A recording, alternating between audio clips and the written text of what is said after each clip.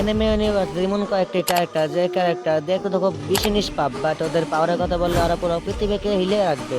এবং শেষের তিনজন তো পুরো মাল্টিভার্সকে ধ্বংস এবং রিকেট দুটোই করতে পারবে। নাম্বার ওয়ানে আছে ম্যাশ পান্ডেট। সে শুধু দেখতে নিষ্পাপ না, তার মনটা খুব বেশি নিষ্পাপ, কারণ সে অনেক বোকাশোকা, বাট তার পাওয়ারের কথা বললে সে পুরো পৃথিবীকে হিলে রাখতে পারবে এবং সে তো এখন তার বাপের থেকে বেশি powerful. Number two Nezuko, Demon Slayer থেকে নেজুকো, এবং সে যতটা নিষ্পাপ এবং কিউট লাগে তার থেকে সে বেশি ভয়ানক। যখন ফাইটের কথা এবং নিজের ভাইয়ের উপর বিপদ দেখবে, তার ফাইটিং স্কিল এবং তার পুরো রূপ পাল্টে যাবে। এবং নাম্বার থ্রিতে আছে জানো, হ্যাঁ সে এতটা পাওয়ারফুল যে পুরো পৃথিবী পুরো মাল্টিভার্সকে রিক্রিয়েট এবং ধ্বংস দুটোই করতে পারবে। নাম্বার ফোরে আছে সাইতামা। হ্যাঁ সাইতামা হয়তো পৃথিবী রিক্রিয়েট করতে পারবে না, বাট হ্যাঁ পুরো মাল্টিভার্সকে ধ্বংস করার জন্য তার একটি ঘুষি যথেষ্ট। জোকিং ব্রো, অতটাও পাওয়ারফুল না, বাট সে আসলে খুব বেশি পাওয়ারফুল এবং সে আসলে খুব নর্মাল দেখতে।